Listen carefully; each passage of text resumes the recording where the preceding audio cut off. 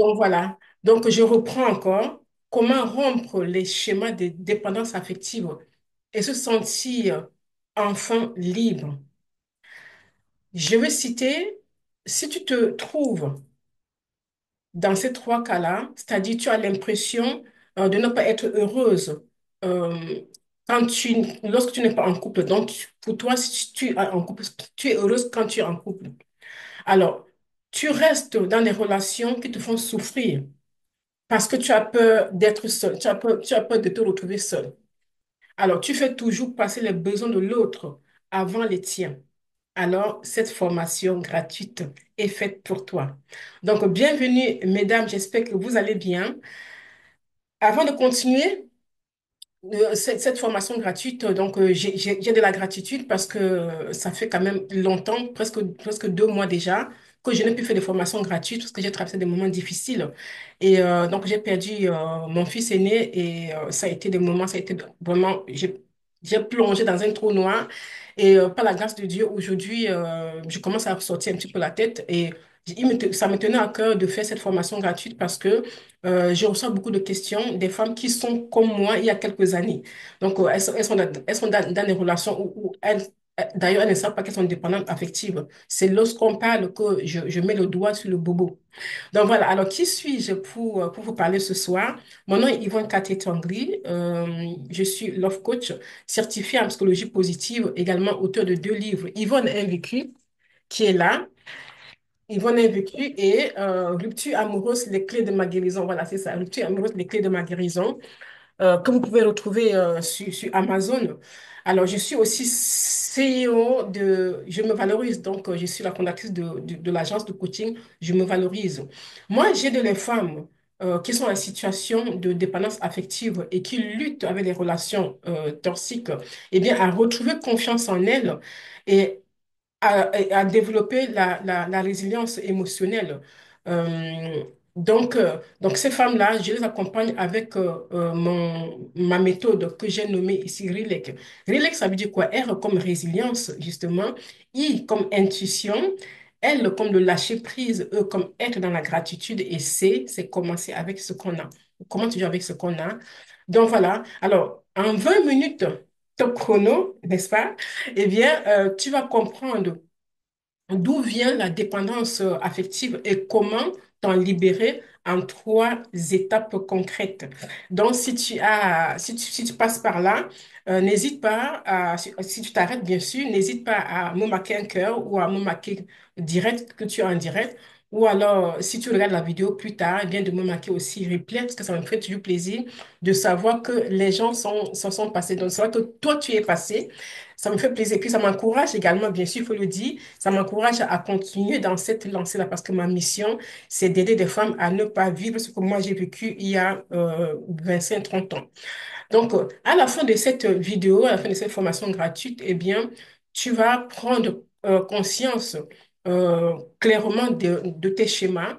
Tu vas avoir des outils concrets pour commencer à te libérer et puis tu auras un boost de motivation pour reprendre le pouvoir de ta vie amoureuse. C'est de ça qu'on parle aujourd'hui, reprendre le pouvoir de sa vie amoureuse. Donc voilà, on va commencer par la première étape. Euh, Comprendre la dépendance affective. Alors, la dépendance affective, bon, ce n'est pas de l'amour. Bon, voilà, je pense qu'il y a beaucoup de femmes qui l'ont compris aujourd'hui. C'est un besoin excessif de l'autre pour se sentir exister. Voilà, vous voyez, donc, bon, on veut être rassuré, donc on pense qu'on n'est pas assez bien pour lui, selon le manque qu'on ressent. Bon, moi, je vais vous parler de ça tout à l'heure. Bon, voilà, ça vient. Alors, cette dépendance, souvent vient des blessures anciennes. Par exemple, la blessure de l'abandon, la blessure du rejet, le manque d'amour, le manque de valorisation de soi depuis l'enfance. Donc, elle se manifeste par une peur panique de la solitude. Donc, on n'a vraiment pas envie de se retrouver seul. Une obsession de l'autre. On veut la présence de l'autre, on veut que l'autre soit avec nous, on veut voilà, la présence continuelle de l'autre. Malheureusement, l'autre pour ne pas pouvoir. nous offrir ce qu'on attend de lui ou bien ce qu'on attend d'elle. Parce que la dépendance affective peut se manifester pour une relation amicale, une relation familiale, une relation amoureuse, bien sûr. Donc voilà. Ça se manifeste aussi par des sacrifices permanents pour ne pas être quitté. Voilà, donc quand je parle, j'ai l'impression de me voir il y a encore quelques années. Donc n'hésite pas si y a un passage qui te parle de marquer que ça fait sens ou même de mettre juste un petit cœur. Ça fait toujours plaisir de savoir qu'il y a de l'interaction, n'est-ce pas? Alors, la dépendance affective aussi se manifeste par certaines pensées qu'on a. Je ne suis pas, je ne suis pas aimé, je ne vaux rien. Des phrases comme euh, je peux certifier aujourd'hui que je suis bonne pour rien. Moi, ce sont des phrases que je me répétais.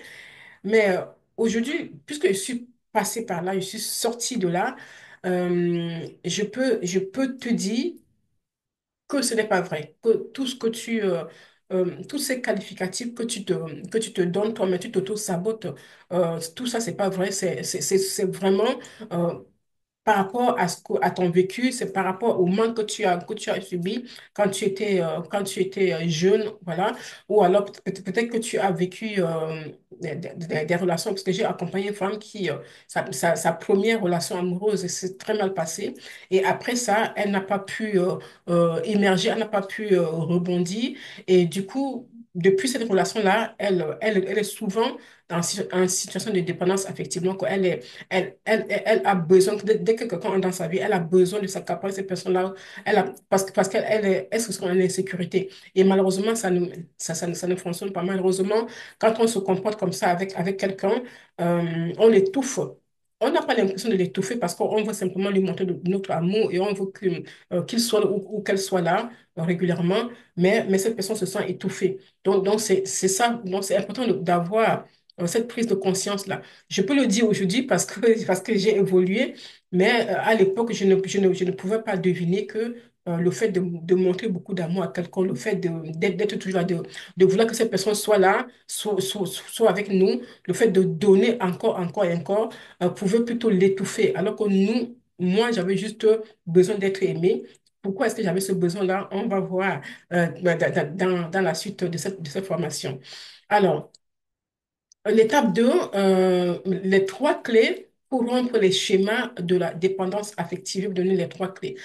Alors, la clé numéro une, si vous, j'ai sélectionné trois clés. Après, si vous avez d'autres clés, hein, je ne dis pas que je connais tout. Si vous avez d'autres clés, merci de me les marquer dans les commentaires parce que je ne fais que partager mon vécu, je ne fais que partager ce qui m'a aidé.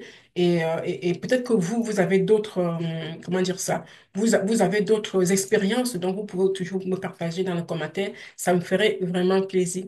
Alors, la clé numéro une, c'est reconnaître et nommer tes schémas.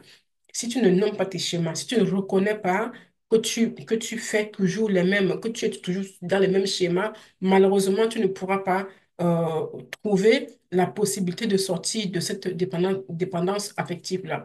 Alors, tu ne peux pas changer ce que tu ne vois pas. Si tu n'établis pas les schémas, tu ne peux pas changer parce que c'est en établissant les schémas que tu verras ce que tu répètes tout le temps et que tu pourrais commencer à corriger cela. Mais tant que tu n'as rien fait dans ce sens-là, eh bien, ça te sera difficile de changer puisque tu ne vois pas le problème. Alors, je t'invite à te poser ces questions.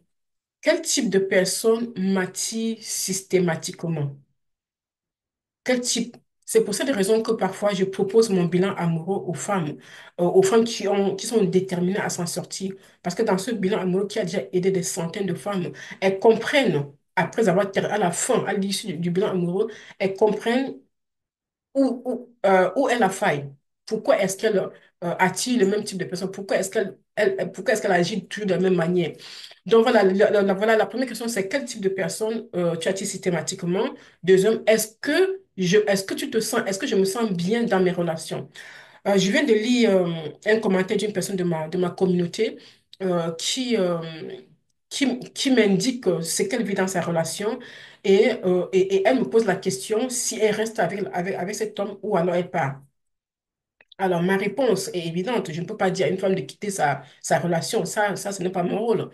La seule chose que je lui ai posé quelques questions pour l'éclairer, pour qu'elle puisse comprendre ce qui se passe réellement dans sa relation et peut-être essayer de rectifier certains de ses comportements.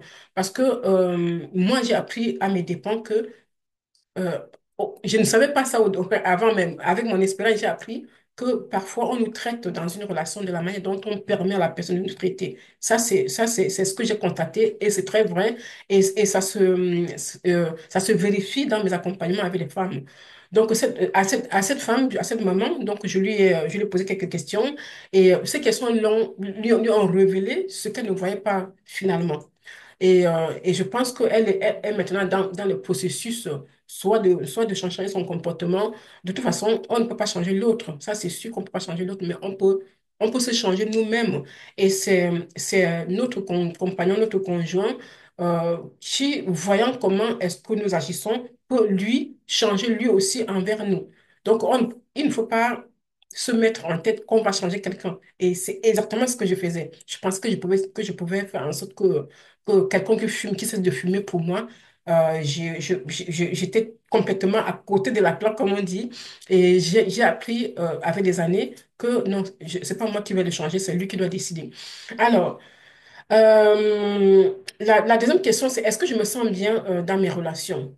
Ça, c'est aussi une question qu'il faut se poser. La réponse va t'aider. Est-ce que je me perds pour garder l'autre? Et là, je me suis tellement perdue pour garder l'autre que aujourd'hui, quand une femme m'explique un peu ce qu'elle vit, parfois je décèle rapidement comme ça parce que bon, dans ma vie, j'ai vécu plusieurs vies, dépendance affective, relations toxiques, relations conjugales compliquées, femmes battues, donc tout ça, j'en ai cumulé. Comme ça, par rapport à mes erreurs à moi. Aujourd'hui, quand j'accompagne des femmes, je les aide à ne pas faire les mêmes erreurs que moi et donc à sortir de leur dépendance affective ou alors à sortir du schéma répétitif des relations toxiques. Donc voilà. L'exercice numéro 3. C'est important de noter les trois comportements amoureux que tu répètes. Voilà. Euh, Est-ce qu'ils t'ont coûté émotionnellement? Qu'est-ce que ça t'a coûté émotionnellement? C'est important de noter les trois comportements amoureux. Et effectivement, dans mon bilan amoureux, je montre les exercices aux femmes qu'elles doivent faire pour aller déceler les comportements dans les trois relations amoureuses qu'elles ont, les trois dernières relations amoureuses qu'elles ont eues. Je les aide par ce bilan amoureux-là vraiment à aller méditer et comprendre pourquoi est-ce qu'elles attirent le même type de personnes ou alors pourquoi est-ce qu'elles répètent les mêmes problèmes dans les relations et que ça se termine par des échecs amoureux. Donc voilà. Et la clé numéro 2 que j'ai prévu de donner ici, là, c'est reconnecter avec son moi profond. C'est très important de reconnecter avec son moi profond parce que la dépendance affective vient du fait que tu ne te sens pas du fait que tu te sens tout le temps seul. C'est ça. Donc, ce qui fait que tu as tu as tellement peur de te retrouver seul que tu développes ce besoin-là d'être en compagnie d'une autre personne. Voilà. Donc, c'est vraiment ce que j'ai vécu.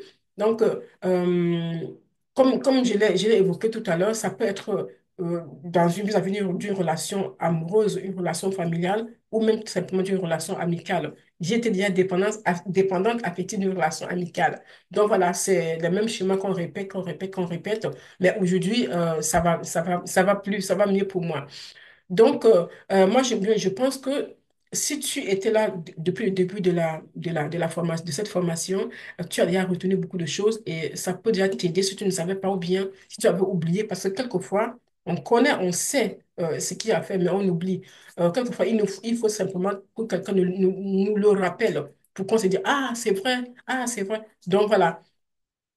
Alors, qui es-tu en dehors du regard de l'autre? C'est ça. Donc, quand je dis de se reconnecter à soi, qui es-tu en dehors du regard de l'autre? Est-ce que tu t'acceptes tel que tu es ou alors est-ce que tu as besoin que quelqu'un d'autre te valorise?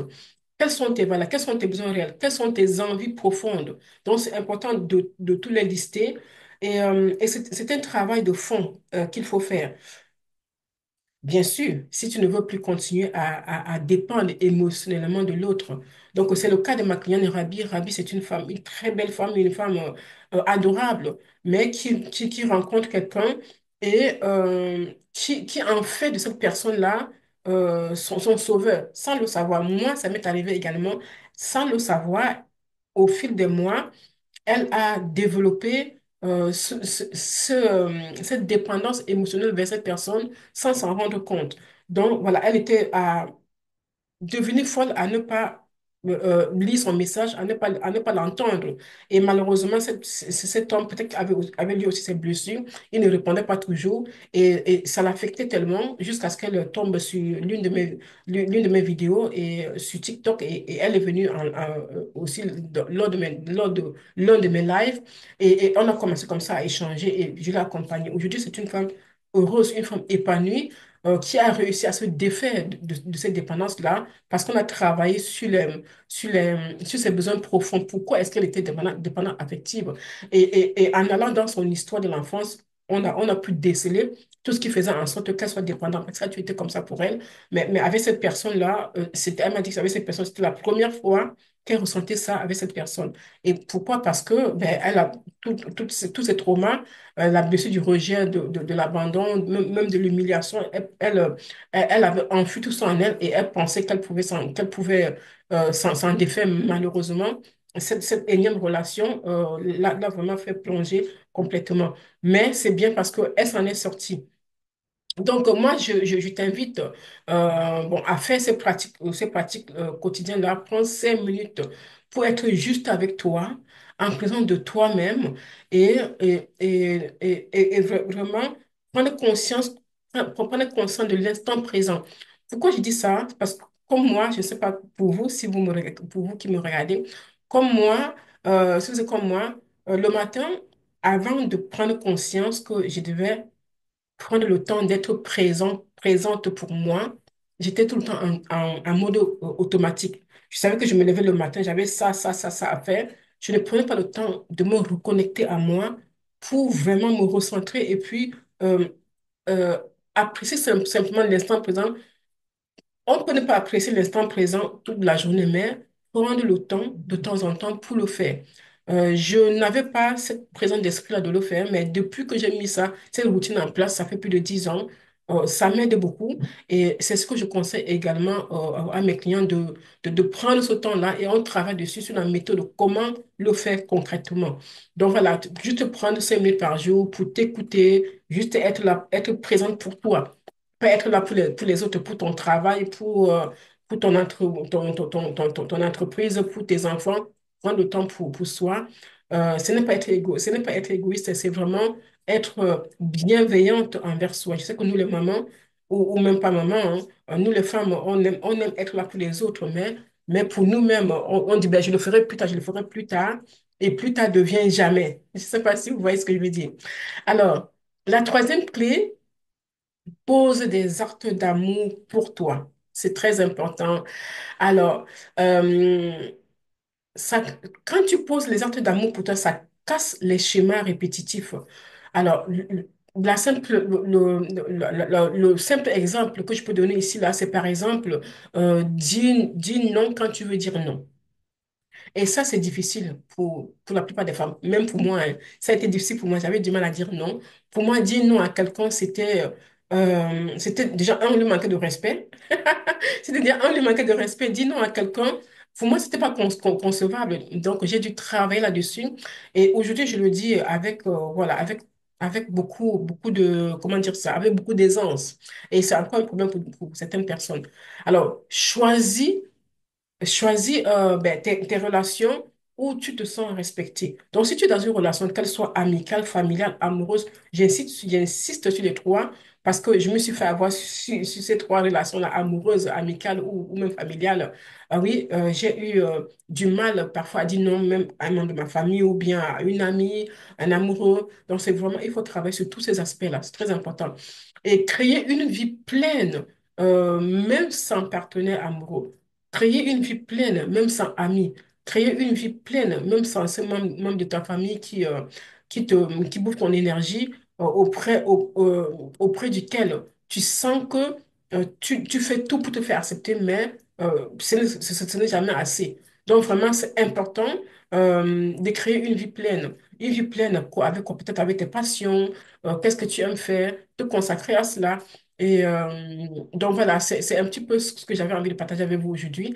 Et aussi mettre en place des affirmations telles que je mérite l'amour que je donne, tout simplement. Je suis complète telle que je suis. Être dans la gratitude. Être dans la gratitude, ça veut dire quoi concrètement? Ça veut dire apprécier ce que tu as, ne pas être dans la comparaison, ne pas vouloir ce que l'autre possède. Tout ça, ça fait partie du bien-être de soi. Ça aide pas à pas, ça t'aide pas à pas à t'aimer, à t'apprécier, à ta juste valeur. Et voilà, ça fait en sorte que tu arrives à mettre des barrières pour ce qui ne te convient pas. Et petit à petit, à éloigner la dépendance affective. Alors, pour conclure cette formation gratuite, la dépendance affective n'est pas une fatalité, mesdames. C'est pas une fatalité et elle peut se guérir. Je suis la preuve que la dépendance affective peut se guérir. Je peux citer Rabi, je peux citer Wadi, je peux citer encore qui peut citer Mireille, qui aujourd'hui qui est dans une relation où elle est épanouie, où elle a eu ce cadeau qu'elle a toujours voulu et qu'elle n'avait pas la possibilité parce que voilà, elle était toujours dans des relations, soit des dépendances affectives, soit des relations toxiques, soit même les deux. Et elle a eu un bébé. Et voilà, donc c'est possible de s'en sortir. Et je suis là pour t'aider si tu ressens le besoin. Donc, tu peux te libérer en prenant conscience et en te reconnectant à toi, en te choisissant chaque jour. Ça se travaille tous les jours. C'est un peu comme la confiance en soi. La confiance en, voilà, si tu vas avoir confiance en toi, tu dois travailler là-dessus tous les jours. Si aujourd'hui tu as réussi à t'affirmer, à dire non parce que tu pensais non, et que le lendemain, tu dis oui parce que tu as peur du regard de l'autre, ou encore tu dis oui parce que tu n'as pas envie de déranger, eh bien, c'est comme ça qu'on plonge petit à petit et finalement, on n'arrive pas à s'en sortir. Donc, tenez bon, les filles, tenez bon. Si j'ai pu arriver, vous pouvez y arriver.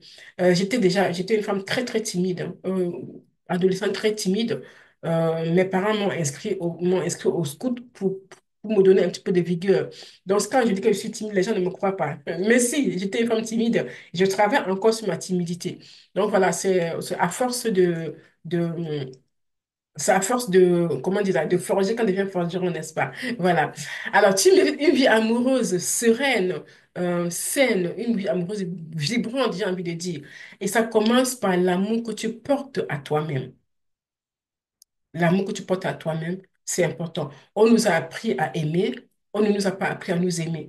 Je le dis souvent, on m'a appris à respecter mon mari, à respecter l'homme, on ne m'a pas appris à écouter mes propres besoins. Non, mes propres besoins ne valaient pas. C'est pour cette raison que j'ai beaucoup souffert dans mes relations. Et en tout cas, ben, aujourd'hui, ce n'est plus le cas. Alors, pour aller plus loin, mesdames, pour aller plus loin, je t'invite à rejoindre mon accompagnement devient une femme fabuleuse pour être guidée pas à pas. Et si ça te dit, si tu as envie de savoir c'est quoi devient une femme fabuleuse, n'hésite pas à m'écrire un message privé pour que je puisse échanger avec toi et si je vois que tu es prête, je vais t'offrir un appel que j'appelle appel clarté pour qu'on puisse en parler, que je voie quel est ton problème, qu'est-ce que tu traverses, quel est le poids que tu veux déposer, comment est-ce que tu vas avancer et si pendant cet échange, je vois que je peux t'aider, à ce moment-là, je te proposerai comment est-ce que je vais t'aider, comment est-ce qu'on va travailler ensemble, toi et moi, pour que tu reprennes cette confiance-là en toi que tu as perdue pour t'épanouir, et ceci durablement. Voilà.